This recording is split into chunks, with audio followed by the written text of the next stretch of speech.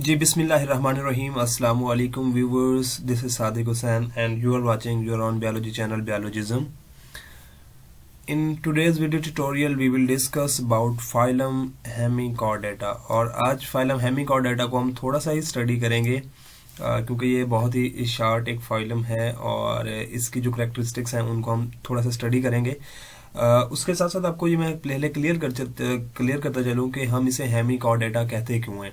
लेकिन ये स्टार्ट करने से पहले आप तमाम लोगों से रिक्वेस्ट है कि अगर आपने अभी तक बायोलॉजिज्म को सब्सक्राइब नहीं किया तो अभी सब्सक्राइब के बटन पे क्लिक कीजिए और साथ दिए गए घंटी के बटन को भी हल्का सा दबा दीजिए ताकि हमारी डेली बेसिस पे आने वाली वीडियोस आप तक पहुंचती रहें। अब बात आती है जी फाइलम हेमिकॉर्डेटा की। तो पहला जो हमारे पास क्वेश्चन है, why we call it hemichordata. Hemi is from half and for in between. तो ये ऐसा फाइलम है जिसके अंदर जितने भी ऑर्गेनिज्म हैं हम उनको स्टडी करेंगे तो उनकी जो करैक्टरिस्टिक्स होंगी वो इनवर्टिब्रेट्स और वर्टिब्रेट्स के दरमियान होंगी। So what is invertebrates and what is vertebrates? Those organisms which have spinal cord basically, जिसे हम रीढ़ की हड्डी कहते हैं, तो उसकी बेसिस पे हम क्या कहते हैं उनको vertebrates और invertebrates कहते हैं। So Hemichordates are a group that are the combination of both invertebrates, जिसमें हम अभी लास्ट लेक्चर जो देखा है इकाइनोडर्मेटा का वो भी इनके साथ आते हैं और उसके साथ साथ कॉर्डेट करैक्टरिस्टिक्स भी इनके अंदर आएंगी। सो ये ऐसा फाइलम है जिसके अंदर इकाइनोडर्मेटा और कॉर्डेटा का जो करैक्टरिस्टिक्स हैं उनका कम्बिनेशन मौजूद होगा। सो कॉर्डेट पे हमारी आने वाली वीडियो होगी और इकाइनोडर्मेटा जो है वो हम वीडियो पहले से पढ़ चुके हैं। सो ऊपर आई का बटन जो नजर आ रहा है यहाँ पे क्लिक करके आप हमारे इकाइनोडर्मेटा की वीडियो जो है वो देख सकते हैं।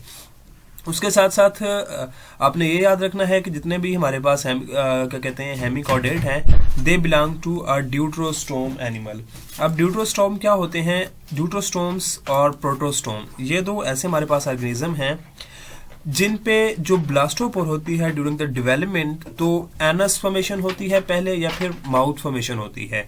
तो ड्यूट्रोस्टोम ऐसे ऑर्गेनिज्म हैं जिनके अंदर एनस फॉर्मेशन पहले होती है।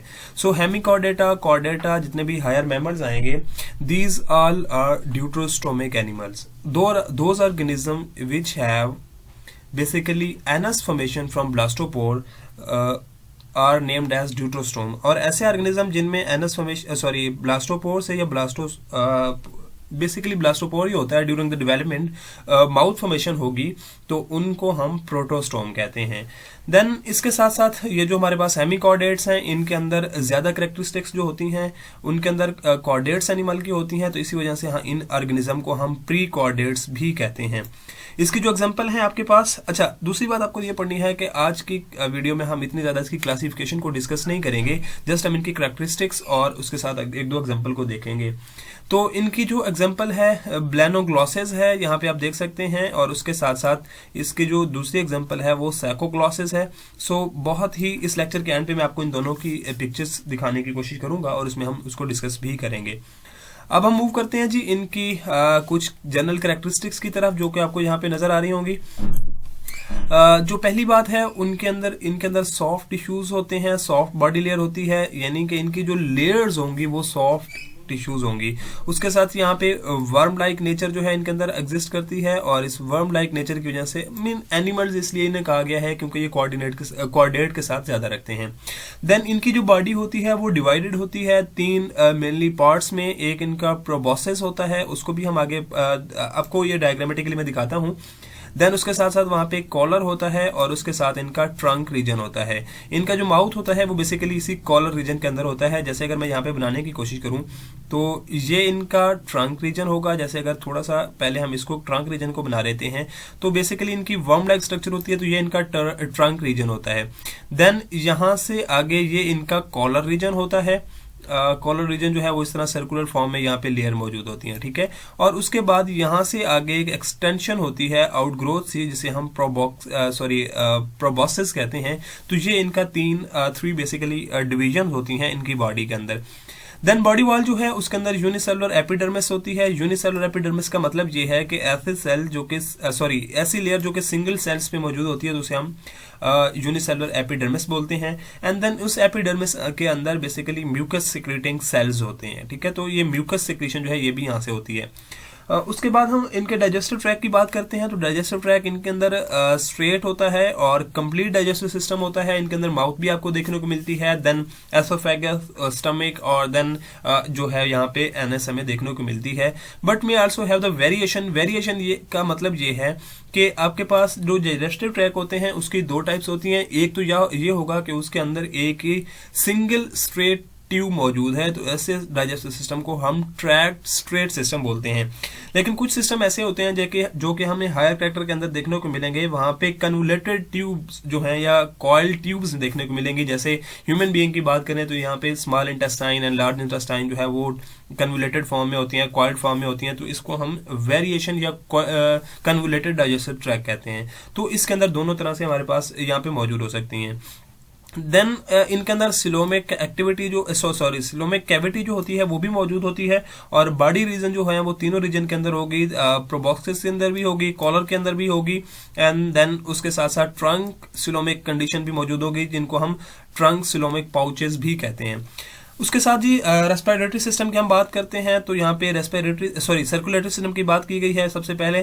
तो यहाँ पे मीडियन डॉर्सल्स मौजूद होती हैं, ये वेन्स हैं, और उसके साथ साथ यहाँ पे मीडियन वेंट्रल वेन्स भी मौजूद होती है। मीन यहाँ पे डॉर्सल साइड पे भी इनकी वेन्स मौजूद होंगी, और उसके साथ साथ इनकी डॉर्सल साइड पे भी और वेंट्रल साइड पे भी, दोनों साइड पे इनके अंदर वेन्स जो है वो मौजूद होंगी। तो इनके अंदर ब्लड सर्कुलेशन जो है वो क्लोज सिस्टम होता है। देन हम रेस्पिरेटरी सिस्टम के बात करते हैं तो इनके अंदर गिल स्लिट्स होती हैं, और जैसे हम आपने इनकी नेचर याद रखना है, मेनली ये मैरीन के अंदर होते हैं, तो इनके अंदर गिल्स जो है वो मौजूद होंगी, और ये गिल्स जो है ये डॉर्सल रो इनकी प्रेजेंट होती है एट द कॉलर रीजन। ये वाला जो इनका कॉलर रीजन था, यहाँ पे बेसिकली गिल्स स्लिट्स मौजूद होती हैं जिनके थ्रू ये रेस्पायर करते हैं। उसके साथ ही एक्सक्रीटरी सिस्टम की बात करते हैं तो यहाँ पे आपको ग्लोमेरुलस नजर आएगा। ग्लोमेरुलस जो है वो जो हमारे पास हायर मेमल हैं या कॉर्डेट्स हैं उनकी प्रॉपर्टी है, तो इनके अंदर भी हमें ये देखने को मिलता है, और ये बेसिकली ब्लड वेजल्स के साथ जो है वो कनेक्टेड होता है। देन नर्वस सिस्टम की बात करेंगे तो यहाँ पे सब एपिडर्मल प्लेक्सेस मौजूद होती हैं। सब एपिडर्मल प्लेक्सेस का मतलब क्या है? ये बेसिकली जैसे मैंने आपको बताया है कि उनके ऊपर जो है वो एपिडर्मिस मौजूद होती है, तो उस एपिडर्मिस के अंदर ये यहाँ पे बॉडीज मौजूद होती हैं। इस तरह से इलांगेटेड बॉडीज जो हैं, सेल के स्ट्रक्चर्स मौजूद होते हैं, इनको हम प्लेक्सेस बोलते हैं, और इन प्लेक्सेस के थ्रू क्या करते हैं, ये नर्वस सिस्टम और कोऑर्डिनेशन करते हैं बिटवीन द ऑर्गेनिज्म या बिटवीन द बॉडी ऑर्गन्स। तो ये इनकी कुछ करेक्टरिस्टिक्स थी। अब मैं आपको डायग्रामेटिकली जो दो हमारे पास यहाँ पे बेसिकली जो हमारे पास दो वो थे, यहाँ पे आप देख सकते हैं जी। अगर यहाँ पे इसको हम देख सकते हैं, यहाँ पे ये बेसिकली है, और ये इनका माउथ और प्रोबिस्कस टाइप है, ये उनका माउथ है, देन कॉलर रीजन है, और उसके बाद यहाँ पे ये पीछे ट्रंक रीजन, और ये सारी इनकी इलांगेटेड टेल है। तो ये आपके पास सैकोग्लॉसस है, और ये ब्लोनोग्लॉसस जो था ये बेसिकली उसकी स्ट्रक्चर दिखाई गई है। तो होपफुली आपको फाइलम कॉर्डेटा जो है उसकी क्लास यहाँ तक समझ आ चुकी होगी, और इनकी करैक्टरिस्टिक्स भी क्लियर हो चुकी होंगी। होपफुली आपको ये वीडियो अच्छी भी लगी होगी। सो अपने फ्रेंड्स के साथ जरूर शेयर कीजिएगा। मिलते हैं बहुत जल्द नए वीडियो ट्यूटोरियल में, तब तक दीजिए मुझे इजाजत। अल्लाह हाफिज।